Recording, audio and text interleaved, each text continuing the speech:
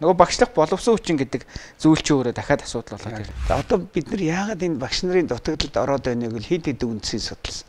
Нэгдүгээр багш нар ажиллаас маш хурдтай гараад байгаа. Тэр ёсондоо манай боловсролыг устгах бодлого юм шиг ерөөсөө. Тийм, өстой боловсролыг устгах бодлого гэж хэлж болно.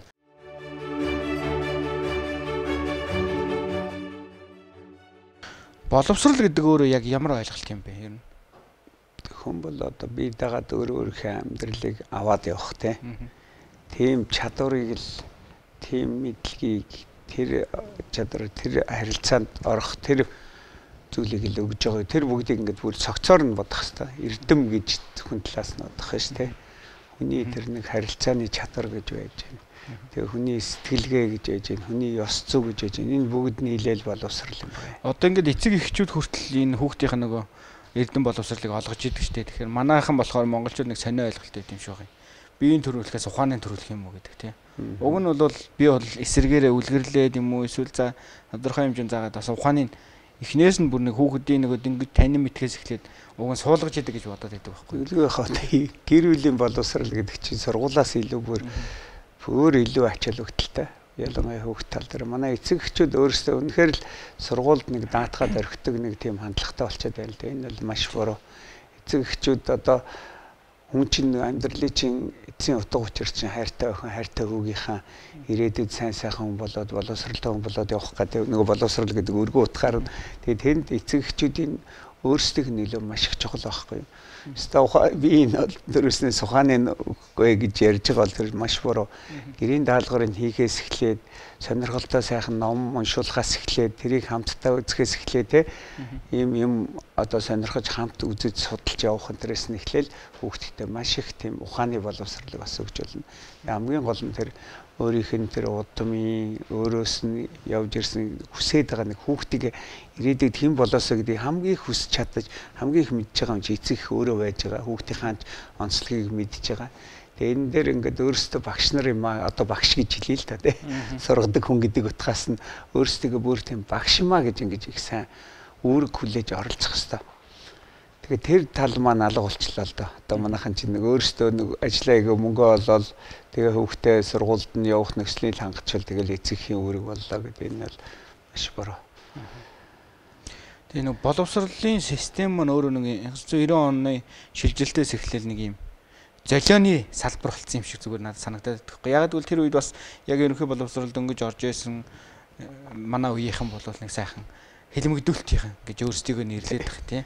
Ингээд монгол хэлчгээр хэлээл, кирилл үзэл, англи, латин үзэл ерөөсөө аль нь тичгүй байнчгүй банданчгүй гэдэг шиг юм.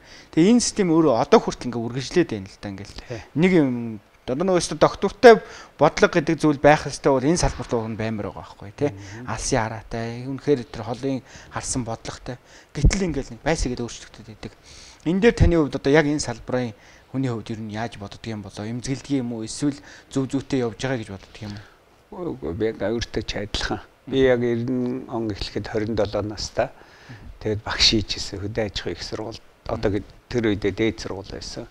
Тэгэхээр бүгдийг мэднэ. Тэрний дараа тэгээд 84 дугаар сургуульд ч байлаа. Боловсролын хүрээлэнд ч бас ажилласан хүн л дээ. Тэгэхээр ерөөсөө тэгээд одоо 95 он хүртэл 5 жилийн тэр савлгаан дотор бол би яг өөр ажиллаж исэн хүний хувьд үнэхээр мэднэ. Үнэхээр яг тэр үеэс эхлээд бүх юм алдагдсан. Одоо өөрөөсөө хөтөлбөр нь ингээд докторгүй болоод эхэлж байгаа юм. Одоо бид нар чи Орос школтой гэдэг шиг хуучны барьж исэн хөтөлбөрөө одоо голоол гаднаас одоо оруулж ирэх хэрэгтэй, англи хэл үзэх хэрэгтэй. За тэгэнгүүт нэг туушраал бид нэр өсөлт үндэснийхээ бүр одоо уурчин Монгол бичгээрээ бүр анх одоо нэгдүгээр анги маань үзэх хэрэгтэй гэл нэг бүр туушраад одоо монголоор явах хэрэгтэй гэдэг нэг туйлахтай англи хэл үзье гэдэг ч юм. Ингээд нэг олон хүмүүс ингээд олон хүмүүс өөрөөхөө ингээд одоо өөрийнхөө үзэл бодлыг ингээд тулгаж ярьж эхлэнгүүт тэр дотор нөгөө суурьтай доктортой яг барьж явах юм алдаад ийшээч нэг хазаагаад ийшээч нэг хазаагаад эхэлсэн. Тэгэхээр энэ бол тэгэл яг боловсролын тэр суурийг ганхуулсан л да. Тэр ганхалт одоо хүртэл ингээл яваад байна. Тэгэхээр энд ингээд тэрэн дээр одоо нэмэгдээд энэ улс төрийн нөлөө их орж ирсэн нэг сайд гэдэг хүмүүс сонгогдсон. Тэр сайд нэг богинохон настай. Тэгэхэд эренгүүтээ тэр салбартаа юм хий гэж бодож байна. Тэгээ өөрөө яг салбарын тийм багш ч юм уу одоо тийм суур яг боловсрлаа яадаг хүн биш. Нэг чиглэлийн нэг хүмүүс байдаг. Тэгээ орж ирээд тэрэн дээр би орж ирэнгүүтээ хөтөлбөр тим ч юм өөрчлөн одоо сайн монгол хэл оруулъя гэдэг шиг за би заавал англи хэлийг эндээс нь үздэг болгоно гэд хуучин үздэг байсан жилийн багсгаад ч юм эсвэл математикийг бид нэр бага цагаар үзэн заавал хүн болгон математикч болохгүй ч гэдэг юм математикийн цагийг гэнтэй хасч эхэлдэг ч гэдэг юм ингээд тус тусдаа хөтөлбөр ингээд маш их юу өөрчлөгдсөн маш богинохон хугацаанд бараг солигдоод ирэхэд шинэ хөтөлбөр оруулж ирж ярьдаг. Тэрийг хөтөлбөр солигдохоор юу дагаад солигдох вэ гэхээр нөгөө сурах ч гэж солигдчих. Тэгээ нөгөө багшийн цаг хөдөлждөг байхгүй. Математик 5 цаг үздэг байсан нь 3 цаг үздэг болёо гингүүд нөгөө 2 цаг дээр математикийн багш нар ч бараг илүүдэд гараад ирж байгаа байхгүй. 3 нөгөө үздэг цагтаа оруулаад ирэхээр тэр сургуулиас 5 багштай байсан нь 2 багш нь бараг илүүдэх юм болчихж байгаа. Тэгээ тэр 2 багш идүүдэд гараад ирэхдээ зэрэг нөгөө хоёрыг яах вэ гэдэг асуудал гар. Тэрнээс гадна бүр их завхарсан нэг бодлого явсан.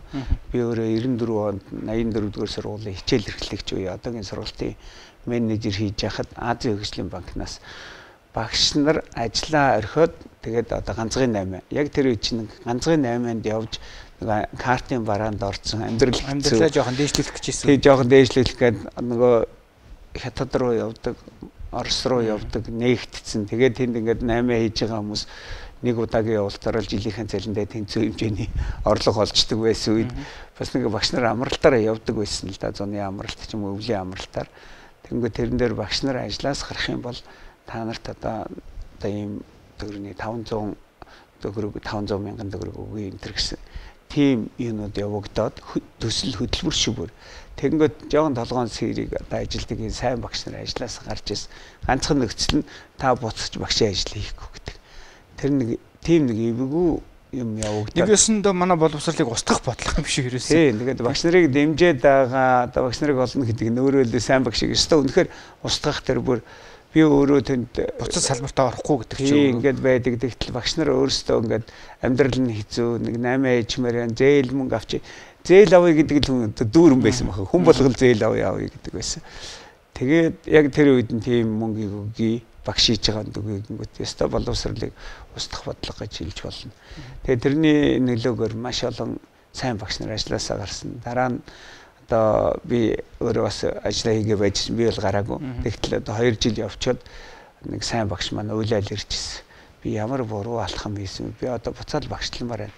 Надад хизээч энэ ганцхан 8 зохихгүй байна. Эмэгтэй багш л. Мундаг тооны багш. Тэгээд ирээд бүр уйлаад ингээд энэ ч аяа хэцүү юм байна. Гэр орон ч хэцүүдлээ. Би ч энэ мөнгө олоо яваа гэсэн би ч ямар аз жаргалтай байсан юм бэ. Одоо ч дандаа ийм байдалтай байна. Буцаад орё гэдэг данч нөгөө гэрээгээр орж болохгүй гэдэг нөхцөлтэй. Тэгээд ийм асуудал байсан. Тэгээд энээс болоод одоо багш нарын асуудлаа тэр үеэс ингээ алдагдаад яваад ирсэн. Хүүхдүүд сургуулаас их чөлөөтэй гарсан. Нөгөө хичээл суудгүй хүүхдүүд их гарч ирээд тэгээд тэрнээс болоод одоо дээд сургуулиуд энэ төр дээр ч гэсэн маш их хүүхдийн оюутнууд илсэхгүй болж ирээд багш нарын цомгтгол бас их явагдаад. Тэгээд энэ савлгаа чи маш их хүчтэй явцсан л да. Тэгээд 2000 оноос хойш харин жоохон гайгүй докторжиж ирвүү гэд ингэтэл нөгөө сайд нарын солигдоод хөтөлбөр өөрчлөгдөө сурах чиг өөрчлөгдөөд байсан л эргээгээл энэ боловсролын маань ингээл нэг суурьаар ганхуулчаад байна л да. Тэгээд сүүлийн одоо эдэн жил бол бас нэг 10-аад жил бол бас ч гэж хөтөлбөрөө доктортой байлгая. 10 жилд нэг өөрчлөлт болёо гэж JICA-гаас бүр том төслөлтлөг орж ирээд одоо сүүлийн эдэн жилийн хөтөлбөр бол доктортой байгаа. Одоо ихад 10 дахь жил нь болж байгаа учраас дараагийн хөтөлбөрийн шинжилгээ одоо яг хийгдэж байна. Тэгээд одоо яг ингээд нэг юм докторгүй нэг хүн ирээд нэг юм өөрийн хүслээрээ энэ салбарыг өөрчилдөг энэ асуудлаас болоод үүсэж байгаа нэг хамгийн том бэрхшээл бол нэг юм ялгуурлан гадуурхах тогтолцоо бүр ингээд газар авчлаа л да гэж бодоод байгаа байхгүй юу. Байршлын хувьд ялгуурлан гадуурхаж чинь тий. Хувь төр гэдэг хоорондын ялгуурлан гадуурхал. Нөгөө Монгол Улсын үндсэн хуулийн дээр чинь хэнийг ч ялгуурлан гадуурхаж болохгүй гэд ингээд бичээд өгсөн байгаад байдаг. Гэтэл энэ үндсэн хуулийг хамгийн бүдүүлэг зөрчиж байгаа салбар бол боловсролын салбар гэж зүгээр бодоод байна. Яагаад тэгэхээр өндөр төлбөртэй сургууль сурж байгаа хүүхдүүдийн боловсрол олох төвшин нэг өөр. Үнэхээр боломжгүй төрийн байгууллагын сурж байгаа сургуулийн боловсролын систем нэг өөр. Тэгээ одоо зарим сургуулиуд бүр хэлж байна.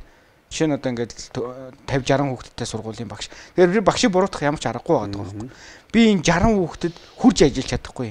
Үнэхээр хичээл хийж байгаа 10-15 тань би ажиллана. Бусдыг би хаяа шүү гэж байгаа байхгүй. Тэр багшиж одоо буруутах аргагүй тий. Тэр багш үнэхээр 60 хүүхдэд хүрч чадахгүй 60 хүүхдийг ижилдэх хэмжээнд сургаж чадахгүй. Тэгээд зарим нь гайгүй багш нар нь үнэхээр мөнгөөр задуулаад хувийн сургууль руу явж байгаа. Ийм тохиолдолд бол ерөөсөө битүү байгаад байгаа байхгүй. Энэ ялгуурлан гадуурхал гэдэг зүйлийг яах вэ? Тэгэхээр боловсролд ийм ялгаа гарчлаа л да. Ялгаа гарчаад байна. Энэ ялгааны ийм одоо хард гэж ярьдаг шүү дээ. Энэ дид өвдцээсээ тэр багшийн хөрөлцөөнөөс эндээс болоод үүсэж байна. Тэр энэ юу гэсэн үг вэ? Одоо бид нар сумд сурж байгаа хүүхдүүд тэгээ хотод байж байгаа хоёр зүгээр энэ байршлаас хоёул адилхан төрийн сургууль сурч байгаа гэж. Тэгтэл маш том зөрүүтэй ялгаатай гарч ирчээд байна. Яг тэгвэл сум дээр бас багш нарын одоо юу маань одоо яг мэрэгжлийн одоо физикийн гэдэг юм уу математикийн гэдэг юм яг тийм багш нар маань их ховортчоод байна. Химийн багшгүй сургууль бас нэлээд сум болоод зөндөө байна. Тэрнээсээ болоод химиэр конкурс өгч чадахгүй те. Эстэй ерөнхий шалгалт өгч чадахгүй. Тэгээд химээр өгөөг бол ангаахт орж чадахгүй. Ангаахт орохгүй тэр сумаас хүүхд ерөөсөө эмч болохгүй байна л гэсэн. Тэгээ буцаад эмч нь сум нь одоо эмчгүй болж байгаа ч гэдэг юм. Тэгээд иймэрхүү зүйлүүд ингээ байршлаасаа болоод гарч байна. За хотод ороод ирээ. За хот нийслэлийн ижлэх юм бол бас гэр хороол хотын төв гэдгээр бас ялгаатай. Нөгөө талаасаа яг өөрөө ч яриад байгаа. Тэр сургуульд сурж байгаа хүүхдийн нэг анги дүүргэлт, бүлэг дүүргэлт гэж ярьдаг тийм. Тэнд 30 хүүхэд байна уу, 50 хүүхэд байна уу гэдгийг жоохорно.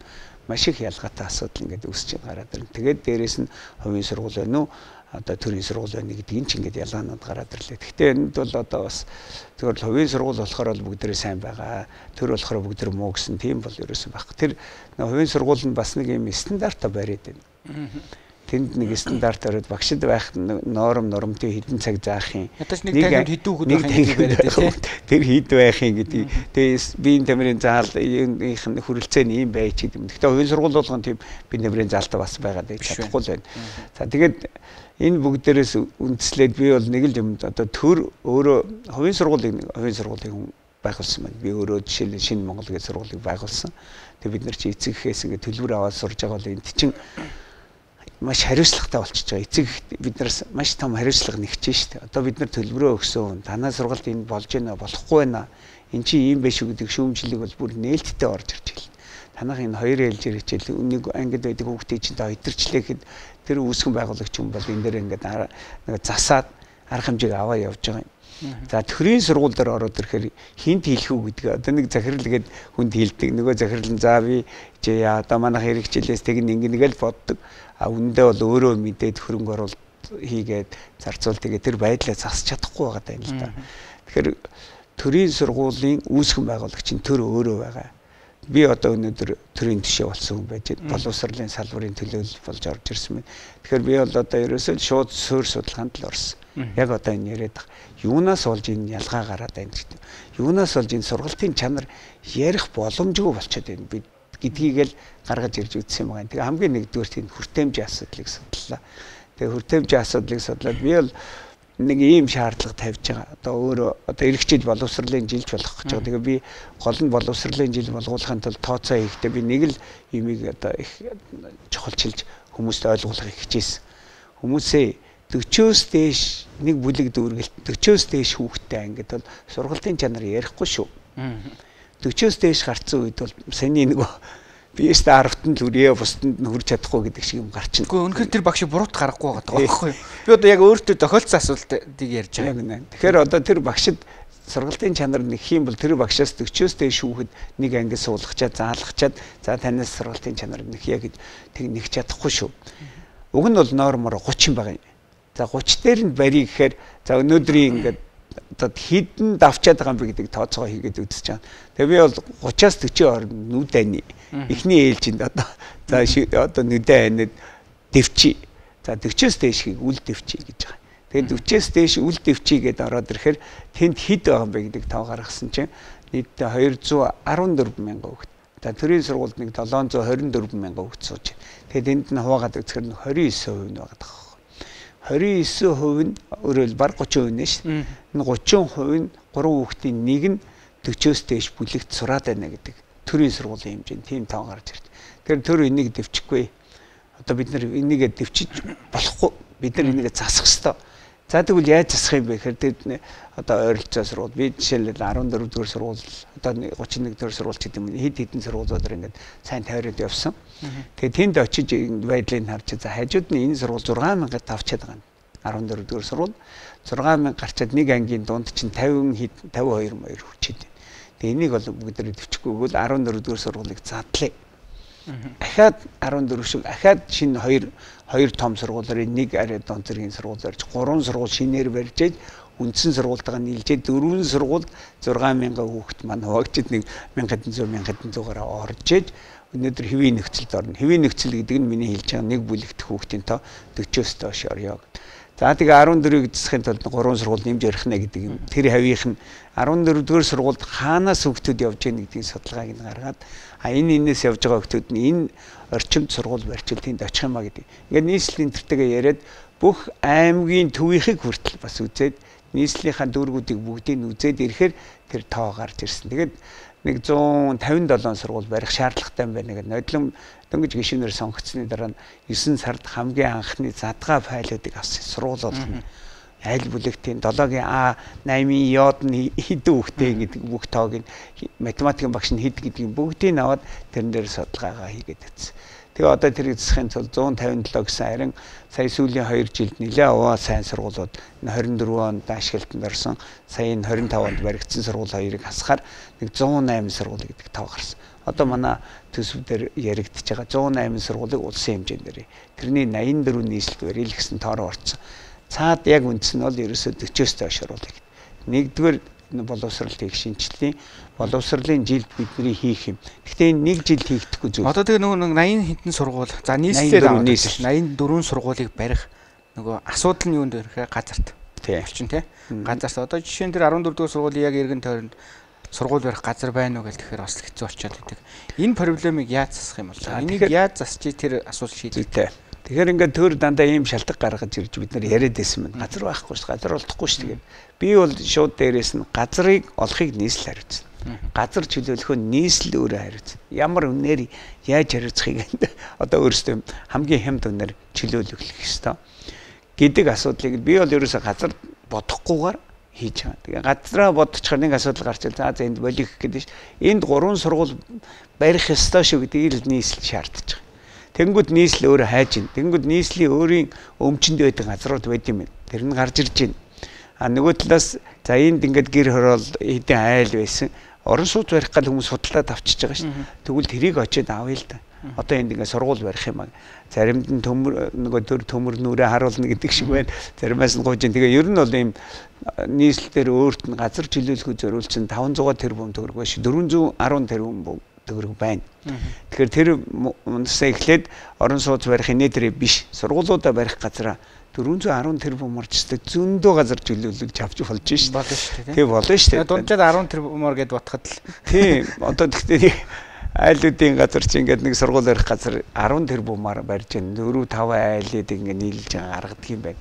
Тэгээд зургийг нь болохоор яасан бэ гэвэл боловсролын ямар нэгдсэн нэг зураг хэлж байгаа. 320, 640, 960 гэдгээр хийгээд гаргачаал гэдэг. Тэгээд нэг сургууль ингээд хитрхи 2000 даваал, 3000 даваал, 4000 даваал, 5000 даваал, 6000 давцсан сургууль байгаа даа шүү.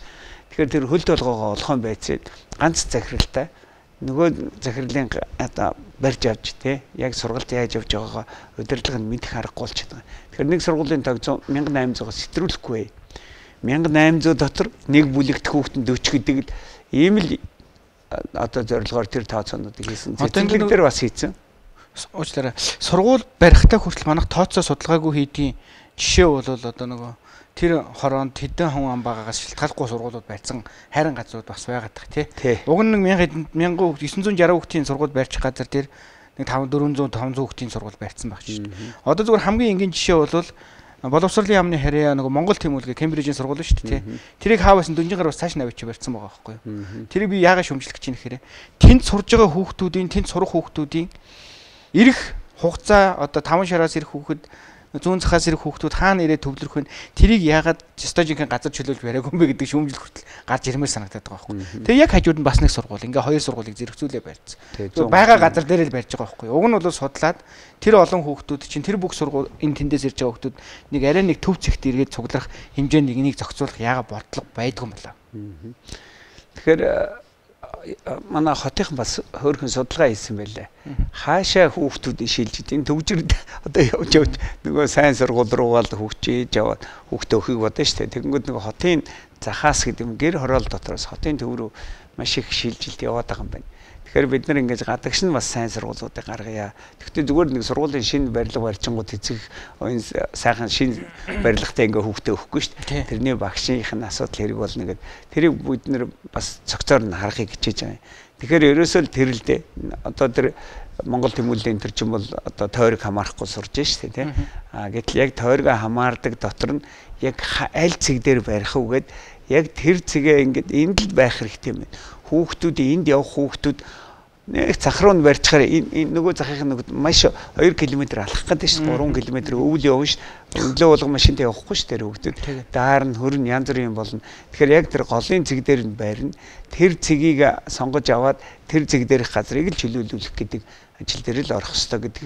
Энэ шаардлагаараа л явах нь зүйтэй. Тэгэхээр сургуулийн барилга хамгийн гоё байх ёстой. Бас гадна орчин маш гоё байх ёстой. Хашаанаасаа эхлээд бүх юм ингээд нэг сургууль руу ороод ирэхдээ нэг хүн нэг сайхан сэтгэл амраад ингээд явдаг байх хэрэгтэй. Би өөрөө Казахстанд руу сая юунд явчихад ирсэн цагаан сарын үеэр. Тэгээд тэнд очиод яваад ирэхэд үнэхээр 240 сургуулийг нэг жилийн дотор барьж тэр болсон.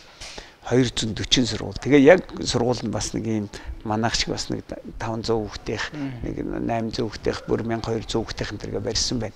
Гэтэ сургууль дотор хөгжлийн бэрхшээлтэй хүүхдийн асуудлыг шийдээд гадна талбай малбай нэг зургаар ямар гоё гэж бодож чинь тэр сургууль руу ороход зүгээр шууд нүрээ уншуулаад эсвэл хурууга дараад л орчиж чинь. Тэгээ сургуулиуд нэг ангид ороод ирэхэд Казахстан бол бүр 25-аар хуульцсан байт юм. Тэрийг 28 болоо 30 болоод ирэхэд төгшүүрийн дохио тавиад одоо сайн 35 мав байсны буцаагаад 30 руугаа авчирч байна. Тэгээ буцаагаад 25 руугаа л авчирна гэж. Нэг ангид за яг нийтээр хэдэн эдэм 100 хүүхэд байж бол 1000 хүүхэд байж бол гэтээ яг нэг ангид байж байгаа нь 25 байлгана. Тэгжээж манай багш нар эднэртээс тулж ажиллаж чадна гэдэг. Тэр л зарчмаа ярьж байна. Тэгээ ширээ сандлын дандаа үндэсний үйлдвэрлэлээр хийлгэж байна. Тэр бас тэнд мебель тавилгын үйлдвэрлэлүүд хөгжөхөд бас их үндэс болж байна. Манайх одоо яг нэг 108 сургууль дээр сангийн яамтай тохирцсон, боловсролын яамтай тохирцсон, нийслэлтэй тохирцсон шинэ сургууль нь шүү. Энэс гадна бас нэг хуучлаар насжилтаараа нэг хуучирсан барилгууд байж шүү. Тэрийг яам өөрөө судалгаа гаргаж ирээд бас ахаад тэр хуучин сургуулийг дахиж шинжилж барих. За тэгээд яам бас ингээд давхарлаж барих энэ мансарт маягаар нэг давхар нэмдэг штэ. Тэр энэ төр лүгэж бас орж байгаа юм даа. Тэгээд сургуулийг барих юм бол тоног төхөөрөмжийн дээр лаборатори энэ төр бүр иж бүрнээр нь самбар ширээ сандлаас нь эхлээд иж бүрнээр нь барив. Энэ дээр хөрөнгө хайрлахгүй гаргая. Гэхдээ ингээд сургуулиудад хуучныг ингээ хараад хахад их инээдтэй байлээ л дээ. Одоо ингээ харахад нэг 10 төслийн зэрэг эхлүүлэхдээ аруулн жоохон амсуулдаг. Аруулангийн 4 жилийн дараа ашиглалтанд оруулах гэдэг байхгүй. 3-аас 4 жил. Тэрний оронд яагаад 5 сургуулийн нэг 2 жилд бариад дуусгачих болдгүй. Дараагийн 5-ын ахаад дараагийн 2-т нь эхэлж байгаа болдог. Дөрвүүлээ аруула 4 жилийн дараа биш. Энэ нөгөө нэг сонгуулийн л нэг юм давхарсан л зүйл л дээ. Тэгээ нөгөө жижиг тойрог байсны гайваа гэж харагдав. Жижиг тойрог бүх гишүүн өөрийнхөө тойрогт нэг юм хийж харагдах гэдэг. Тэгээл жил болгоо энэ сургуулийг барих гэж байгаа гэдэг 4 жил ярьж явж байгаа. За барьсан шүү гэд тэгээ сонгогддог ийм систем явуулсан байхгүй тий. Ерөөсөө тэр байсан. Тэрний л гор бахал та. Аа. Тийм тэгэхээр чин тэр чин өөр асуудал болчиход байгаа байхгүй. Одоо тэгээд яг уу за сургууль барьлаа гэж бодъё. Тэгэхээр нөгөө сургууль барьлаа. За сургуулийн дотор ширээ сандыг оруулаад тавилаа. За хүүхдүүд нь ороод ирээ суулаа. Нөгөө багшлах боловсон хүчин гэдэг зүйл чи өөрөө дахиад асуудал болоод ирнэ. Тэгээд энэ дээр ер нь судалгаа хийгдэж байгаа. Таны хувьд бас энэ дээр ер нь ямар судалгаа яах вэ? Харж байна. Яг энийг ингээ хийгээд үзсэн. Сая сайн санаж байгаа ах 9 сарын 1-нд Наранбаяр сайд 4200 багш дутуу байна гэдэг нэг өндгөр шийдвэлсэн. Тийм. Тэр уг нь бол зүйтэй санагдсан надад бол. Тийм ил хилчих хэрэгтэй байхгүй. Тэр одоо багшийг хэн хариуцдаг вэ гэвэл нэг тэр сургуулийн захирал нэг багшаа хайж олдог юм болж байна. Тэгвэл яам тэрийг хариуцлага хүлээгээд гарч ирээд 4200 багш дутуу байна. Бид нар одоо энэ багшаа яаж бүрдүүлэх вэ гэдэг асуудал гаргаж ир тавьсан. За би бол бас яг тэрнтэй зэрэгцүүлээд нэг задгаа файл авсан гэсэн шүү дээ. Энэ сургуульд хэдэн математикийн багш байх юм, хэдэн физикийн багш байх юм гэдгийг багш болгоноор ингээд тооцоо гаргаад ирэхэд надад 5500 600 700 багш дутуу тоо гарч байгаа. 1500 зөрөөтэй байна шүү. Тэгээ энэ ягаад юунаас зөрдөм бэ гэвэл нөгөө сургуулиуд нь дутуу багшаа яамд өгсөн тоо нь бол яам. Би бол энэ сургуульд байх хэвээр нөгөө цөм хөтлөөрөөр бүлгийн тоогийг нөгөө физикийн багш 7 дугаар ангид 2 цаг ордог бол 7-гийн бүх бүлгээ 2 цагаар нүржүүлээд нэг багшийн 7 хоногт 19 цаг заах хэвээр нормтой. 19-т нь хуваачхад тэдэн багш байх юм бэ гэдэг тооцоогоо гаргаж ирээ явсан байгаа юм.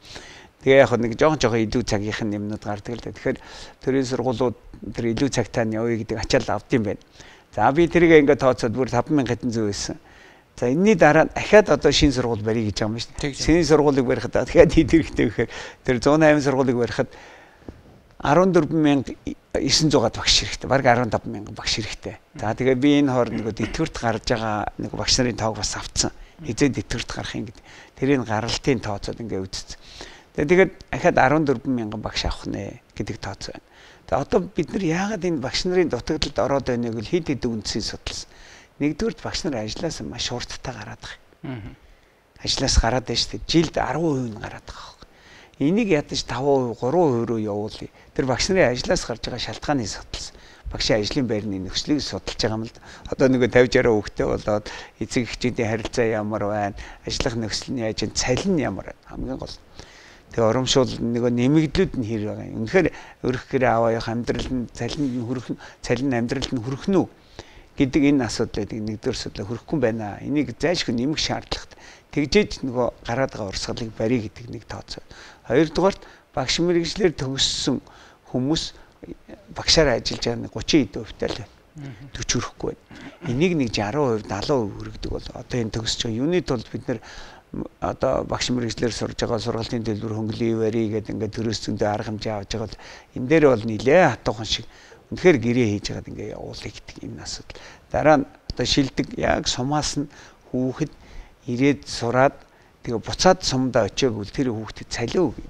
Цалинтай тэтгэлэгтэй зөвхөн төлбөр хөнгөлөхөөс гадна сумынх нь тэр сургуулийн гэрээгээ гэдэг энэ хотод бол нэг дүүргийнх нь дүүрэг дотор хамгийн их математик дутуу байгаа. Тэр тухайн сургууль төгссөн тэр сургууль дотор л хамгийн сайн нь авъя.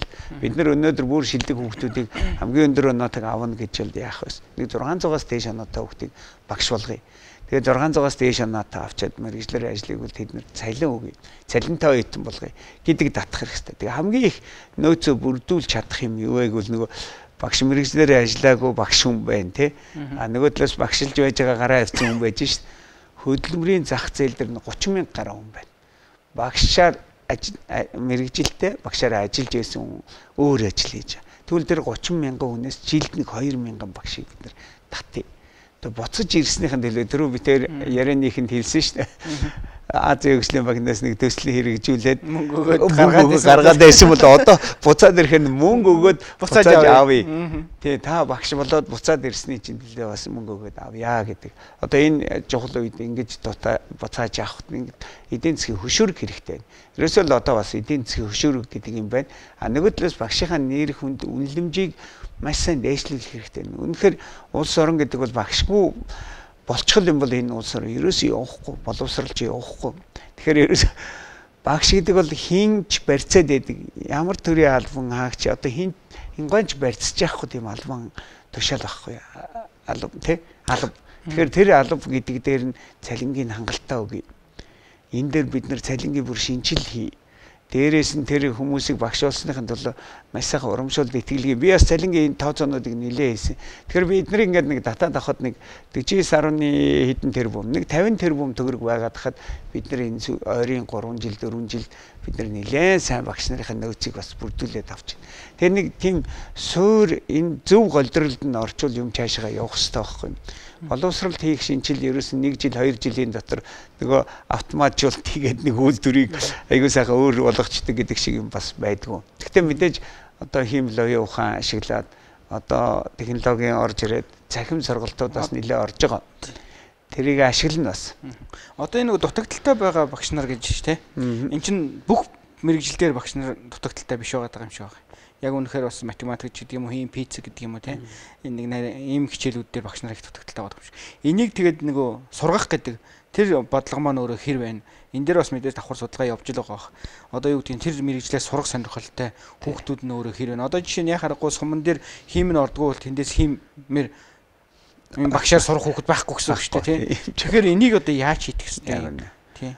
Одоо манайх чинь байгалийн ухаанаас цогтох үзэгдэл болсон. Бид нар бас ингээд тооцоод үзэхээр нэг 9% л нийт ерөнхий боловсролын сургууль төгсөж байгаа энэ жил 50 хэдэн мянган хүүхэд төгслөө хэдэрний 9% нь юу болт юм бэ?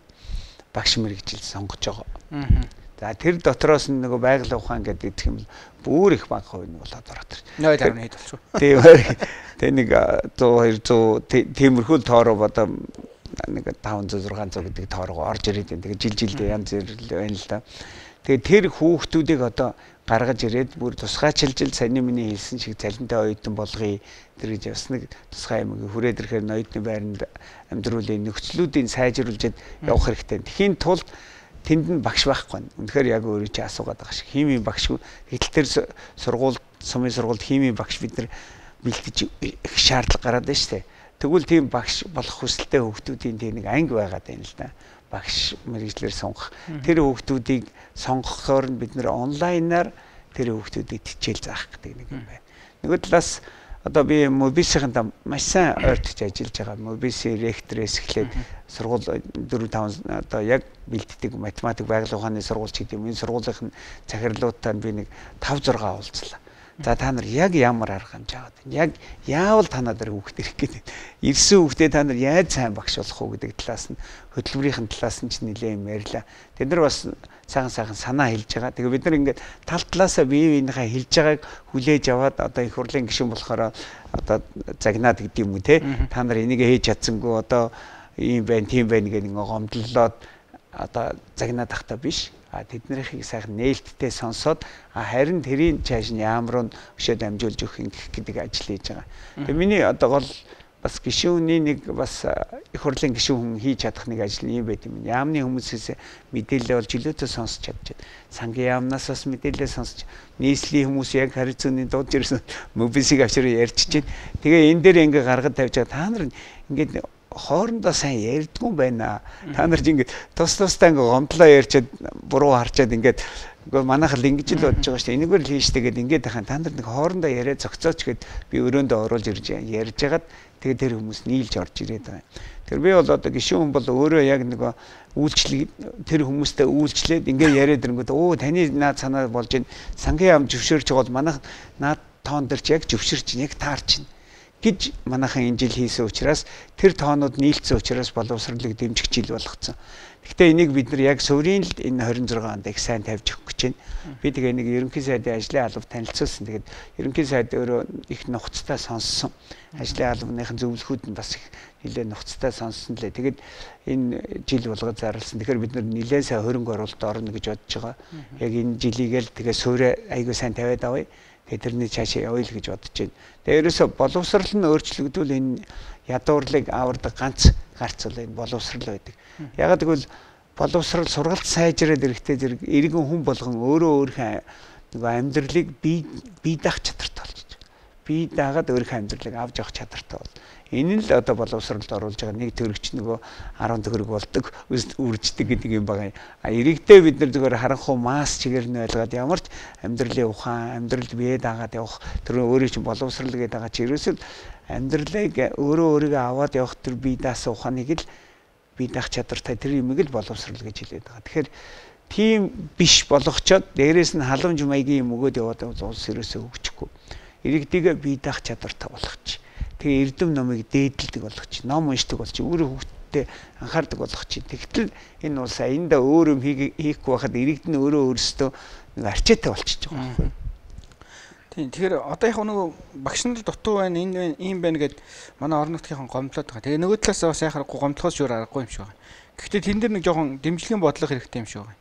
Юу гэхээр сая эрүүл мэндийн яамныхан нөгөө гүйцэтгэлийн санхүүжилт хэрэгжүүлэхтэйгээ зэрэгцээд одоо юу гэдгийг эмнэлгүүдээ жоохон эрхүүдийн өгсөн тий. Жишээ нь Хөвсгөл аймгийн эмнэлэг ямар эмчилгээг өөртөө нэвтрүүлмээр байна. Тэхийн тулд хавдраас ямар эмчилгээг тэнд хэдэн сарын хугацаатай, хэдэн юуны хугацаатай тэр хавдраас өгдөг цалингийн нөхөхийн зэрэгцээгээр урамшууллын өөр нэг тогтолцоонууд өгөөд ингээд гэрээтэй ажиллуулах гэдэг юм уу тийм боломжуудыг нэмэгдүүлэхээр бас хүмүүс их дуртай байдаг юм байна гэдэг. Хэд хэдэн аймгийн эмнэлгүүд дээр тийм хүмүүс очиод эмчнэрийн дадлагжуулаад 6 сарын хугацаанд яг хагалгаа бие дааж хийх боломжинд хүрэгчээд хүрээд ирж байгаа байхгүй юу. Тэгэхээр яг энэ шиг бас нэг тийм багшийг бэлдэх систем байж болох юм байна гэж зүгээр дотроо бодож суулаа л да сая. Яг үнэ. Энийг бас хэлгээ гэж яриад байгаа. Сайн багш нарыг бас тэнд аваачаад бас тодорхой өндөр цалин өгөөд тэгээд тэр хүн чинь тэр айгүй олон багш нарт нөлөөлчихөж байгаа байхгүй юу. Нөлөөлөд нэг 3 жил яваад өсгөлдөө очиод ажиллачаад тэгээ буцаад хүрээд ирье гэдэг. Тэгэхэд бол одоо дуртай явах багш нар бас байгаа гэж бодож байгаа. Адилхан яг л тэр нарийн мэрэгжлийн эмч гэдэг шиг чадвартай багш нарт урайлаг гаргуулад ингээд явж болно. Тэрнээс гадна одоо сумд ажиллах юм бол 40% нэмэгдэлтэй болсон цалингийнхан. Тэр бол сумд хүмүүсийг бас сайхан нэлээд сайн татж байгаа. Аймгийн төвд ажиллавал цалингийн 20% нэмэгдэлтэй байгаа. Одоо нийслэлтэй байгаа хүмүүсийг яах вэ гэдэг тэр нэг асуудал бас байгаа. Тэрнээс гадна хамгийн гол нь боловсролын реформ шинжил гэх юм бол ерөөсөө нэгж сургуулийг л сайжруулах хэрэгтэй. Нэгж сургуулийн бие даасан байдал. Манай энэ сургуулиудыг дүүргэхийн дарга засаг дарга гэдэг юм уу, сумын засаг дарга гэдэг юм уу, ерөөсөө л нохоо төрдөг мод гэдэг шиг сургууль нэг ийм ажиллагаа болох нь хүүхдүүдэд дагуулаад тэр багш нараа дагуулаад тэр ийм юмд оролцсон, ийм субадник хий одоо баг наадмаар одоо дуулж бүжгэлтэй студент гараад гэдэг шиг ингээд илүү төтөө ажил ихтэй сургалтаас нэг хөндөрүүлж байгаа. Бид нар сая энэ нэлээд суурь судалгаа хийсэн. Бисээ байнгын хорон дээр танилцуулсан ажлын хэсгээр гаргаж ирээд Финландд байгаа ариун хишиг гэж хүн Сүндэр гэж энэ судлаач хүмүүстэй хамтраад багшийн ажлын байрны тодорхойлтыг нэлээд нухацтай гаргаад ирсэн байж байгаа. Одоо тэрийг засах гэхээр яалтч нөгөө хууль яах вэ гэхээр хууль журмуудад өөрчлөлтүүд оруулах хэрэгтэй байна. Нөгөө өстө таны хэлгээр боловсрол реформ гэхээр л зүгээр нэг сургууль барих тухай юм уу эсвэл нэг өөр хитэн сурах бичгийг солих тухай бодоод идэв юм шиг байна тий. Яг үнэхээр суурийг нэг бодохгүй байгаад л орхиод явцсан. Тэгэхээр одоо яг энэ боловсролын багц хуульчийн өөрөө хэрэгжээд удаагүй байна. Тэгэхээр энийг дахиад өөрчлөх шаардлага байгаа юу? Байна. Тодорхой зүйлийг бол би тэгтээ бол их хүлээцтэй хандаж хүмүүсээс санал авч байгаа. Энэ зүйлүүд одоо тэгээд тэр чинь судалгааныхаа үндсэн дээр л энэ болохгүй байна л гэд. Боловсролын хууль маань бас багцаараа батлагдах гэж нэлээд удсан. Тэгсэн. Тэгээд өөрөө бас маш олон зүйлийн асуудлуудыг шийдсэн ийм сайн хууль болсон. Одоо энэ дээр тэгтээ яг амьдрал дээр ингээ хэрэгжээд ирэхэд одоо жишээлбэл энэ 40-өөс шитрүүлэхгүй байна гэдгийг би бол урд нь 35 гээд хуульчлаа гэж би нэг анх хуулийн ихийг биччихсэн үний хувьд бол тэгж оруулж байсан. Тэгээд тоо тавьчихаар төсөв төндрөл өчрөлт юмаа гэд. Гэхдээ бид нар төсөв төндрөлний учрал хуулиа бариад чи 40-өөс сэтрүүлэхгүй шүү л гэж явах нь зөв юм байна. Би бол одоо тийм зүйлүүдийг бодож байна. Тэгээд багшийн хөдөлмөрт бол ийм зүйлүүдийг хориглоно гэдэг одоо багш одоо бүр багшийн бүрэн эрхийг дарахын эрхийг багшийг болгох хэрэгтэй байна. Тэр эцэг эхчүүд энэ тентийн гадны дайралт энэ төр чинь бас багш нарт маш их нөлөөлж байна. Нөгөө талаас сургуулийн удирдлагаас бас багш нартай одоо ажлын байрны дарамт гэдэг юм уу иймнүүд маш их байгаад байгаа юм байна. Тэр энэ бүгдийг бид нэр бүр сайхан хуульчилж өгж жогоод журмалж өгж жогоод явах хэрэгтэй л байна.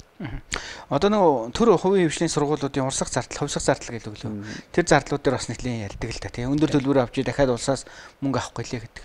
Таны хувьд ч гэсэн одоо яг хувийн сургууль үзэн байгуулсан хүний хувьд ер нь юу гэж боддгийг энэ байх хэрэгтэй юм уу? Би бол зүгээр тэр заавал хувийн сургууль дэвтэрэнгүй төлбөр аваад ажиллаж хахад ягаад төрөөс мөнгө өгөх хэрэгтэй гэж боддог байхгүй. Энэ бол байх хэрэгтэй. За ягаад гэхээр ийм байгаа. Одоо хувийн сургууль чи эдид үүсч хувийн сургууль ердөө л 9% байгаа. Нийт одоо Монгол улсад байж байгаа сурж байгаа хүүхдийн 9%, хуучин 8 биш 1% агсан байлээ. За тэгээд тэр хүүхдүүдэд яах вэ гэвэл Монгол улс үндсэн хуулиараа одоо ерөнхий боловсролыг үн төлбөргүй олгоно гэсэн. Үн төлбөргүй олгоно гэдэг нь ерөнхий боловсролыг эзэмсэж байгаа хүүхдэд шаардлагадах зардлыг төр бүрэн даанаа л гэсэн үг байхгүй. Тэрийг хувийн сургуулиар олж ийнэ, төрийн сургуулиар олж ийнэ гэж. За хувийн сургуулиар олж байгаа хувьсгах зардал өгөө гэхэд төрийн сургууль за би хэлээд төрийн сургуульд нэг хүүхдэд өгдөг мөнгө нь хэдвэ гэхээр 2 сая орчим төгрөгөөр. Нэг хүүхдийг сургадаг зардал 2 сая төгрөг шүү жилдээ. За төрийн хувийн сургуульд өгөө гэхээр тэр нэг хувьсгах зардлаа 3 хуваад нөгөө тогтмол зардал те барилга тоног төхөөрөмж одоо зөвлөгөө үйлчилгээ аюу юмнуудыг хасж байгаа зөвхөн багшийн цалин гэхээр 850 мянган төгрөг байгаа. 850 мянган төгрөгөөс хувийн сургуульд өгөө гэсэн.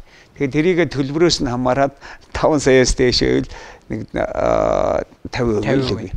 5 саяас дээшээ одоо 100% гэдэг ч юм уу. 10 саяас дээш бол бүр 0 өгөө гэдэг нэг юм журамтай. Тэгэхээр хувийн сургуулийн ихэнх нь бол бас авч чадахгүй болсон байгаа. За тэгтэл тэр хүүхдүүдийг улсын одоо улс хэрвээ бүгдээрээ хувийн сургууль байхгүй тэр одоо нэг 50 хэдэн мянган хүүхэд байна. Тэр хүүхдүүд төрж сурж исэн бол тэрэнд төрийн сургууль дээр нэг хүүхдийг 2 сая сургах гэдэг шүү дээ. Яг хувийн сургууль дээр очиж сурахад нэг 17 тэрбум төгрөг хэрвээ төрд очиж сурах юм бол тэдний би гэхдээ 3 жилийн өмнөх тоош 85 тэрбум төгрөг. Тэр хоёрын хооронд нэг 50 бараг 60 тэрбум төгрөгийн зөрөө гарч ирээд байгаа байхгүй. Тийм зөрөөг одоо хэрвээ бид нэр төрийн сургуульд сурж явах хүүхдүүд сурж байвал төр дээр ахид тийм ачаал ирэх гэдэг. Тэгэхээр нөгөө барилга байшингийнх нь ачаал энэ тэрийг ингээ бодохоор. Тэгэхээр бид нэр хэрвээ төрийн хувийн сургуулиудад өгөхгүй л гэдэг бол хувийн сургуулиуд нөгөө төлөврөө нэмэх нэг үндэслэл нь болоод байгаа юм. Тэр хувийн сургуульд явж байгаа хүүхэд өөрөө нэмэлт юм өшөөлт хэлбэр нэмэгдэж ирээд өгөх гэдэг шүү дээ. Улсад татвараа төлсөн бол хүүхдийг хуулиараа бол юм. Би сайн Казахстанд очисон гэж ярьсан. Тэгээд бүгдийг бүр ерөөсөө яг адилхан тэр хувьсах зардлаа өгдөм байлээ. Тэрнээс гадна бүр эцэг ихт нь хувийн сургуульд ахаад төлбөр төлөө явж байгаа бол чиний зарим одоо төлдөг татварыг хөнгөлөе гэдэг юм байлээ. Тийм ч одоо шийдвэрүүд авч яж Японд ч гэсэн нэг юм шийдвэрүүд байдаг. Тэгэхээр одоо тэгээ нөгөө боловсролын ялгаа энэ нөгөө хувь төрөөс шилтгаалал ингээл нөгөө хөдөө орнууд бүх юмнаас шилтгаалал үүсэж байгаагаас үүдэл өстой эцэгчүүдийг л байдгаа барьж ийн л та хүүхдийн боловсрол байдгаа л барьж ийн ер нь. Бид нар ийм байгаа. Төрийн сургууль гэрийн ойролцоо төрийн сургуулиас сайжраад ирэхээр аяндаа хувийн сургууль дээр өгөөд байгаа хүмүүс ч үхэн байж чинь. Тэр төрийн сургуульд өгч чинь. Өнөөдөр ямар ч сонголтгүй болчоод одоо энэ 50 60 хүүхэдтэй байхаар энэ төвхтэй сураад юм сурахгүй байна гэхээр хувийн сургууль руу яваад тэр дуртай тургуудаа өгж штэ. Өнөөдөр төрийн сургуулиудынхаа бид нар чанарыг сайжирчулаа. Эндээ ингээл буцаад төрлөөгөө орж ирээд өстой хувийн сургууль төр байгалийн шалгуулаараа явах хэрэгтэй байгаа юм. Бас өнөөдөр энэ үнэхээр төрийн сургуулиудын энэ даацтрээд энэ сургалтын чанар муудаад байгаа энэ асуудал нь нөгөө хувийн сургуулиудад бас хүүхдээ өгөх гол шалтгаан болоод байгаа. Нөгөө сайн гэсэн сургуулиудын ачаал бүр л илүү нэмэгдээд байгаа. Тэг ялангуяа төрийн ерөөсөө энэ сайн сургуулийн гэлээл гэл тэнгүүд өстө нөгөө ам яриагаар тэрлүү яаж иж байгаа л хүүхдээ өгдөг. Яг нэгдүгээр сургууль 23 5 одоо юу гэдгийг төв эдэн сургуулиуд 14 гэл ингээл бүгдэндөө ингээл өгөөд идэг. Тэгээд ерөөсөө тэр даацна хитрэл тэгээд нөгөөх нь ялгаагүй болчихдог байхгүй одоо бол чанарын хувьд. Тэндээс сайн багш нар бас өөр зарим тохиолдолд одоо залхаа гараа явчихдаг олон хүүхдээ ажиллахаас тийм. Тэр их олон хүүхд чи багшийг залхааж байна. Эсвэргээрээ сургалтын чанарыг бүр унгачаад байгаа байхгүй. Тэгэхээр тэрийг ингэж сайн бариад миний сайн нэг 1800 хүүхдээ сэтрэхгүй байлгая. Нэг анги 40 дотроо бай гэдэг энэ юмнуудыг бид нар аягүйх сайн барих хэрэгтэй. Тэгэл энийгээ бариад яваад байна. Гэхдээ мэдээж яг ирэх 9 сарын 1-ээс барьяагүй сургууль баригдаагүй шүү дээ. 3 жилийн дараа баригдаад ирэхэд энэ нэмлэг ингээд аянда ордог. Тэгээ тойргоо сайн барьдаг болж ирээд. За тэрнд дагуулад саяны хэлээр сайн багш нарыг татаж авчираад явуулна гэдэг нь чухал байна. Боловсролын одоо жил болгоод 26 оныг зарлана гэж байна. Тэгээ энэ зарлахад яг үнэхээр гол реформ буюу нөгөө хийх ёстой тэр жилдээ багтах ёстой ажил нь юу байх ёстой? Хамгийн эхлээд том хөрөнгө оруулалт хийх ёстой. Хөрөнгө оруулалтаар саяны яриад байгаа энэ сургуулийн хүртээмж асуудлыг дэвшлүүлнэ. Нөгөө талаас бас энэ хөрөнгө оруулалтаас тодорхой хэмжээ бид нар ерөөсө багштай хүндээ хөрөнгө оруулдаг байх. Одоо яг багшийн ажлын байрныг одоо төгөлдрөлшүүлэх тал дээрс нь тэгээ багшийн нэр хүндийг өсгөх тал дээр. Гэхдээ энэ чинь бүх шатнд шиг цэцэрлэг сөөв гэж байна. Ерөнхий боловсрал гэж байна, дээд боловсрал гэж байна. Би одоо бас дээд боловсрал дотор зөвхөн энэ төлбөрөөр яваад байгаа энэ улсын сургуулиуд мөөс одоо мобис энэ юмнууд ингэж байж хөдөө аж ахуйн энэ төргээд хангаах гэдэг. Энэ дээр төр маш сайн татаасах хэрэгтэй. Бодлогоор дэмжих хэрэгтэй. Тэнд том судалгаанууд хийж байна. Мундаг профессор багш нар байж байна. Тэр хүмүүсийг дэмжиж профессорын багаар нь хариуцлагатай оруулсан хөрөнгийг буцаагаад гаргаад үр шимийн өгдөг энэ системээр ингээд орох хэрэгтэй. Тэр ерөөсөл хийх хэрэгтэй юм бол одоо бид нар ялтчгүй хөрөнгө оруулалтаа хий. Би бол одоо энэ олон энэ мега төслүүд яригадаад байгаа шүү дээ. Мега төслийн хэмжээнд боловсролыг авч үзье. Тэгээд мега төслүүдээр эмбэлэхээр нэг номерт нь авчираа. Бид нар өнөөдөр хүнээс сургацсны дараа бол хичнээн ч мега төслийг хийж болно. Одоо өнөөдөр мега төслийг бид нар боловсон хүчнэр ахаал суун. Тэгэл нэг гадны үнээр нэг авчруулж нэг юм хийчээ тэгээд өөрөөсөө ашиглалт юуг нь авч явж чадахгүй ингээл үлдэн шүү дээ. Тий, одоо жишээ нөгөө метро барьна гэл ингээд шүү дээ тий. Тэгэхэд бол яг метроны чиглэлээр хэн ажиллах юм, яаж ажиллах юм, хаанаас авчирж ажиллах юм гэдэг ийм юм хэцүү байхгүй. Монголчууд сурцсан байна л гэдэг байгаа тий. Сурцсан байна л гэдэг байгаа. Гэхдээ тэр сурцсан хүмүүс нь тэнд өөр улсад яг тэр чиглэлээр мэрэгчлэр ажиллаад өндөр цалинтай сэтгэл хангалуун байгаад байгаа хүн буцаад яг энд ирэх үү гэдэг өөр хэцүү шүү дээ. Одоо 2009 оны үед нөгөө Монгол руугаа ирээрээ гэж хагаад ирсэн хүмүүсийн өнөөдөр бараг 99% хүн буцсан байхгүй. Буцаад үнэхээр болохгүй байсан учраас буцаа явцсан. Тэгэхээр тэр хэцүү л дээ. Тэгээ метроны төсөл байна, нөгөө талаас бас богд уулыг нүглээд явах одоо төсөл байна гэдэг юм. Одоо энэ энэ ингээд эргээд ашигаа өгөхгүй мега төсөл гэдэг чинь эдийн засгийн ачаал өгдөл те одоо цахилгаан станцууд те Эрдэнэ цахилгаан станц гэдэг юм. Тэгээ буцаагаад юугаа өгчдөг ийм юунуудыг л их анхаарч үзэх хэрэгтэй. Тэгээ энээс орж ирсэн орлогоороо бид нар боловсролтой хөрөнгө оруулах хэрэгтэй. Ерөөсөө явж бол юу ч ихсэн хүн л хийдэг байхгүй тий. Хөнгүүгээр буюу нөгөө тэрийг мэддэг чаддаг мэдлэгтэй боловсралтай хөнгүүгээр тэр төсөл юм уу эсвэл ажил ерөөс цаашаа явахгүй. Манай салбар ч гэсэн яг адилхан. Манай салбарыг юу гэж хардаг вэ гэхээр өстой энэ сайт өстой мундаг юм байна. Энэ сайт ингээд алаад өгөх юм байна гэдэг. Гэтэл тэнд байгаа хүндээ байдаг байхгүй. Тэр хүн гараа авчихаар тэр байгууллага унцдаг. Яг тэрнтэй адилхан л бодох хэрэгтэй юм шиг байна. Одоо барилгын одоо бүх л компаниуд ердөө л тэр хүн л гэсэн юм ярьж байна. Тэгэхээр би бол одоо тэр мастер хүн ард зүгээр масс гэдэг нэг ард түмэн гэхээс илүү бид нар бие даасан нэг бие даах чадвартай иргэдийг л гаргаж ирэх хэрэгтэй. Тэр нь л энэ боловсрал байгаа. Тэгэхээр би яг тэр суур масс сургалтыг л дээш нь татах талаа л. Боловсрал гэхээр манайхан бүгд дээд сургууль төгсөх болгоод байдаг байхгүй юу? Тэрийг л ойлгоод идэв юм шиг. Тэгээд нэг ганц нэг толгойтой хүүхдүүд дээ шүү дээ. Одоо улсын олимпиад нэрт явж байгаа Монгол хүүхдүүдэд бас ийм сайхан байна, ур чадвар байна.